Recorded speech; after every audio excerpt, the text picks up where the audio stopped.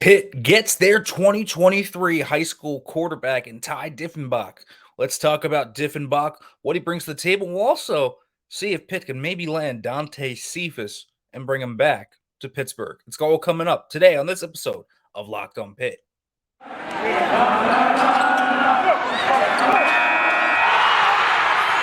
You are Locked on Pitt, your daily podcast on the Pittsburgh Panthers, part of the Locked On Podcast Network, your team every day.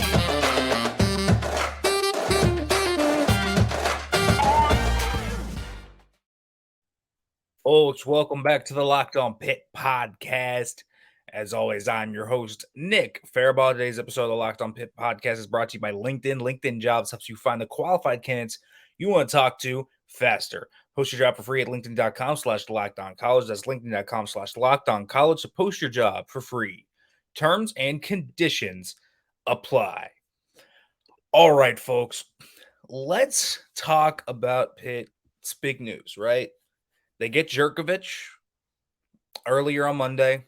Very shortly thereafter, Ty Dieffenbach commits. Quarterback from Agoura Hills, California. Frank Signetti had gone out of his way to look for quarterback prospects after Kenny Minchie decommitted. And Dieffenbach is the guy he landed on as the priority guy. A UNLV commit, has offers from UNLV, of course. San Diego State was involved here. So he is a guy that has an interesting profile because you can definitely argue for the upside. Now, 3-star prospect, had an offer from Colorado too. But you can easily see the upside. But you also understand that he's a lottery ticket. And that's the way I would describe Dieffenbach here. Is a lottery ticket. He's 6'5". He's 200 pounds. He just started playing quarterback. He was a receiver prior to his junior year in high school, had a huge junior season, suffered a knee injury in his senior year, so he didn't do much his senior year due to the injury. So he never really had the opportunity to get a senior blow up, if you will, after having a really, really good overall year in his junior season. And I think that was one of the things you looked at in his film and his resume was, okay, I see the profile for a guy that is much better than his offer sheet. And the tape is also very interesting, right? He's 6'5". So let's put that first. 6'5", 200. So he's very, very, very big. And he is very thin too. So he doesn't have a ton of, say, Jerkovich's qualities, right? Where he's a big dude, a big burly dude that just bounces off guys. He can run. There's no doubt about that. He can throw on the run well too, but he's not a guy that's gonna do the magician stuff just quite yet. He's gonna have to bulk up a little bit. And it's gonna be fine because he's gonna be afforded time to do that here at Pitt. He is not gonna be expected to be an instant starter. He's gonna have at least 2, if not 3 quarterbacks ahead of him his freshman year. He will have time to develop. But you look at some of the really good qualities. Man, this guy's got a bazooka. I mean, he really has a bazooka of an arm. Very, very similar type of arm to someone like a Keaton Slovis, who just could push the ball effortlessly to wherever he wanted to, right? And Dieffenbach can hit all areas of the field, but he's very raw mechanically. His accuracy is everywhere. He's super raw. And that is something that is intriguing and also bad. I mean, but the tools are all there. He can run. He's very mobile. He's a guy that has really, really good vision already in the run game. So he can get designed quarterback runs. You can run him out on designed rollouts, all of this stuff. He's got the whole athletic traits package for that. He is a really diverse talent in terms of what he can do and if he reaches his potential. If he reaches his potential, he's going to be a starting quarterback at the Power 5 level. But he's got to reach that level. And I don't want to say that he's going to be a starter because he is so raw. He is rawer than raw. They are going to have to develop him for 2, 3 years and see what happens here. But he's young. He's going to need to get his body reshaped. He's going to have to work his mechanics over again. He's going to have to do all these different things, and then we'll see where he stands. But there are quarterbacks every year that you see across Power 5 and even lower than that that end up being freak shows, right? I mean, we've seen guys like that go to the NFL. I mean, you could point out someone that's very similar profile-wise to a Dieffenbach type of guy. So if he does work out, what does he end up being? Does he have a similar profile as a Josh Allen type, right? A two-star that went to Wyoming, didn't get noticed by Power 5 schools like Dieffenbach did, and Pitt, but could he end up being that at his ceiling? I'm not sure he's going to be that good, but he has the tools to be a freak show, right? You look at other guys that were obviously highly ranked, more highly ranked than Dieffenbach was, but had those tools that were raw and were chaotic when they were on the field. Think an Anthony Richardson or a Malik Willis, right? These guys that super toolsy, super raw. But Dieffenbach's even rawer than that. And his recency to the quarterback position makes him so intriguing in that way. So it's a lottery ticket. That is what it is. But the tools are all there that if this lottery ticket hits, Pitt could have something pretty special in that regard. But Dieffenbach is super raw. And the coaches have to coach him up, rework his mechanics. They're going to have to get him in the process of working a pro offense, which is going to be tough because that's a big jump mentally when you've only been playing the quarterback position really for a year because of the injury to his knee. So he's going to have to really develop and marinate and learn all the ins and outs of quarterback play. But his profile as a guy with high upside is a very fun one to look at. And so I look at him and I just see great upside. I see a team that can 100% have something for him to develop with. Frank Cincinnati has to have a long-term vision with this guy, and if he can end up hitting, it could be very, very special in that regard. But he does need to hit, and he does need to develop a lot. From a physical standpoint, from a mental standpoint, all of it needs to come to fruition together. And we don't quite know what that will look like just yet, but Dieffenbach is a really, really, really fine lottery ticket at this point. In the process, that is what he is. Pitt is taking a lottery ticket. Him and Jerkovich now kind of round out this quarterback class. I don't think that Pitt is done adding, though, to this room. And we'll talk about Christian Veo tomorrow. But that's who it sounds like they're going after, at least in terms of the younger quarterbacks. I think there's going to be a three-pronged process here, in that they got their grad transfer in Jerkovich, they got their high school quarterback in Dieffenbach. He's kind of the wild card of the group. You never know what he's going to be. And then you kind of want a little bit more proven guy, but a guy that's younger that maybe has 3 years of eligibility, like a Christian Bayou. And we've heard those rumors swirling. And so I do want to discuss that tomorrow and talk about that possibility. But I think this three-pronged process is looking good. So credit to Frank Cincinnati for getting this kind of together. They get a lottery ticket in Dieffenbach. They get an experienced grad transfer that knows the system in Jerkovich, and now they need to get that third piece, which is that middle ground, a guy that can come in and compete with Nate Yarnell to be the starting quarterback in the post-Jerkovich era, because that's what Pitt really needs to do, right? They need to stop going to the portal every year and trying to get grad transfers.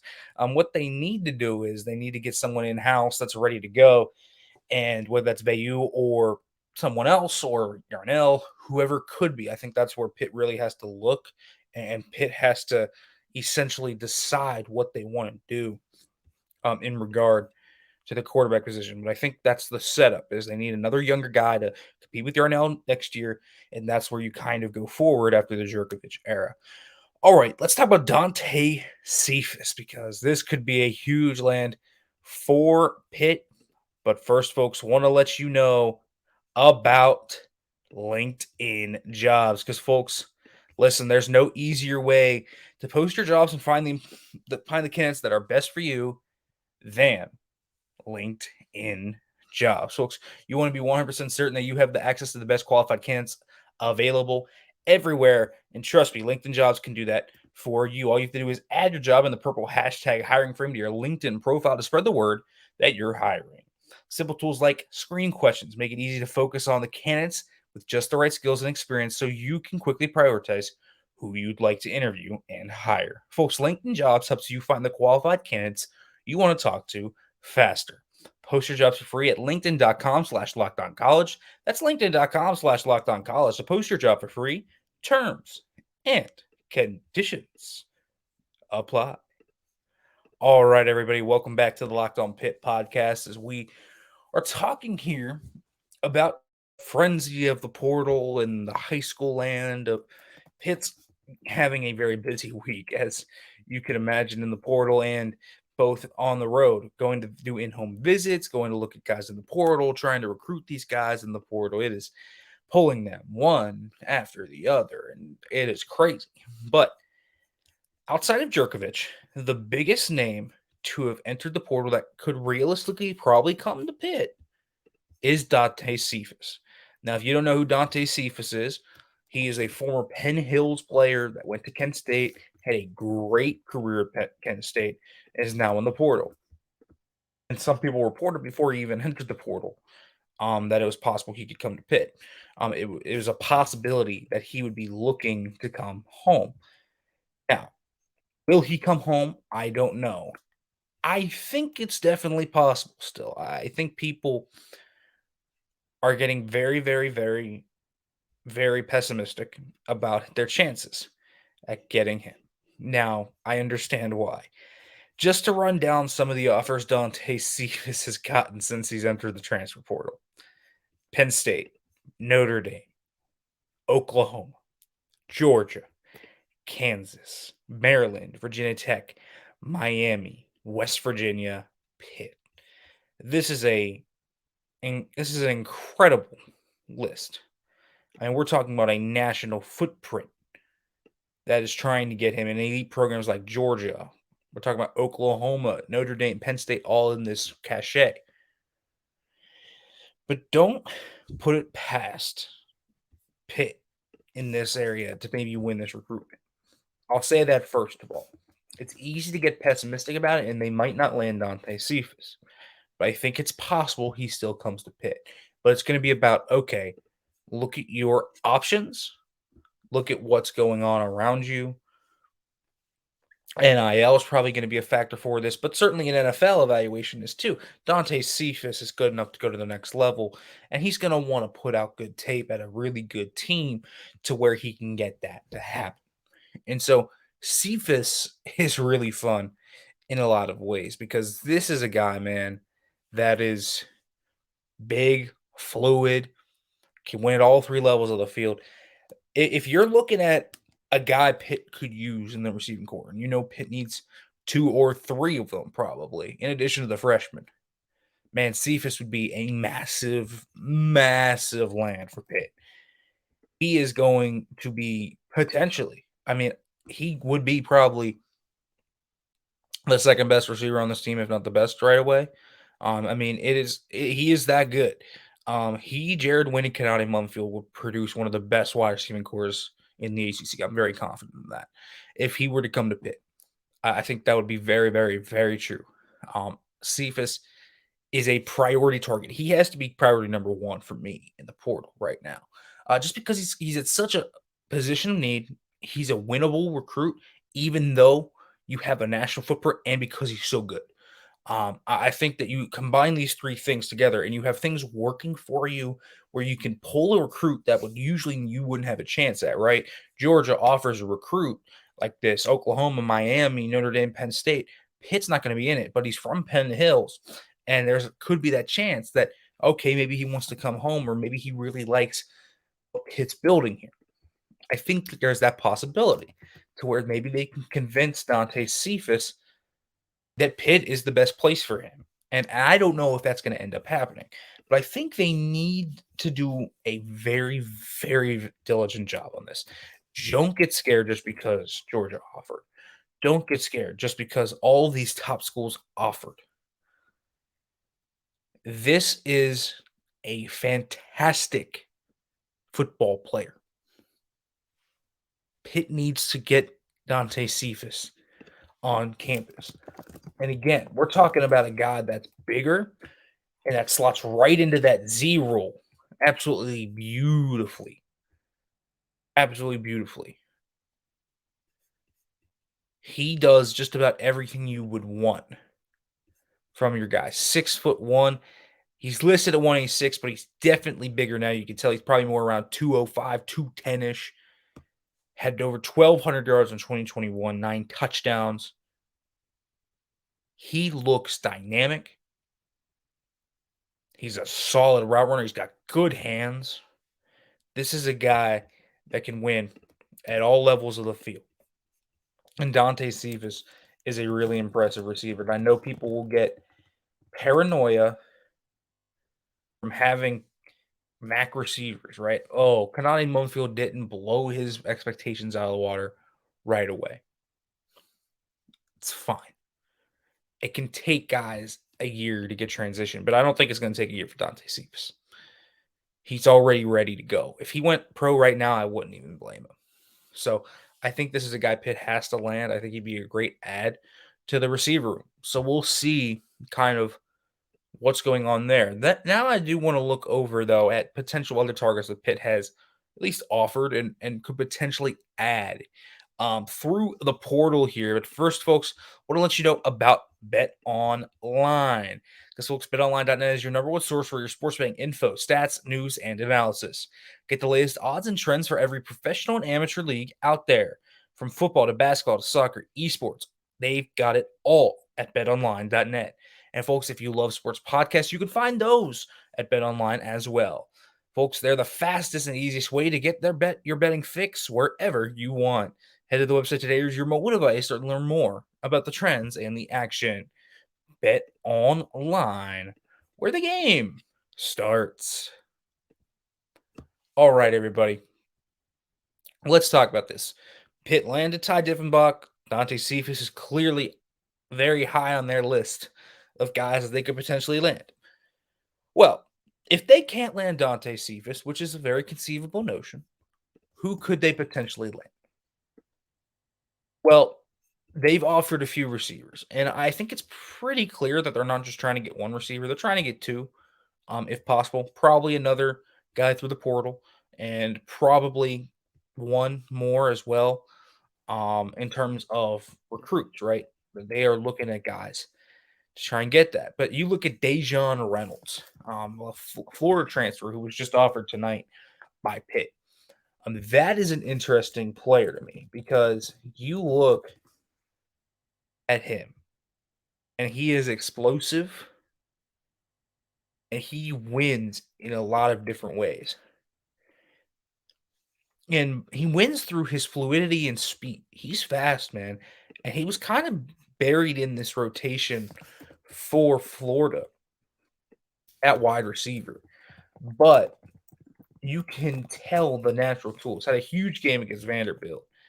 And that was something that you can't overlook because of the way he won in those games. He won in those games against Vanderbilt, and whenever he did get big plays, he won through his route running and through his ability to stack corners. And I think that's very translatable to a Cignetti scheme where, man, you're running a lot of pokes, you're running a lot of goes, you're running a lot of crossers, you're running a lot of vertical different routes in these shot plays, and I think Reynolds fits that pretty well. Now, Pitt's going to have competition here too. I mean, he's a legit SEC athlete. You look at him, the athleticism pops off the tape. You can see the body control pops off the tape. He is a guy that wins at a lot of different areas of the field. And so you feel like Pitt could potentially have a chance to get a guy that wins downfield. He does remind me a little bit of Taysier Mack. I think that's a guy that you can realistically compare him to. Wins in contested catch situations, and he certainly can win at the deep level. But more importantly, when you look at what Reynolds is going to bring in the portal, already offered by Mississippi State, I'm going to guess that he's going to get even more offers. This is a guy that had the load and cachet of offers in and out of high school. We're talking about LSU, Georgia, We're talking about the top teams right now in the SEC, Pac-12, Big 12, all of those teams.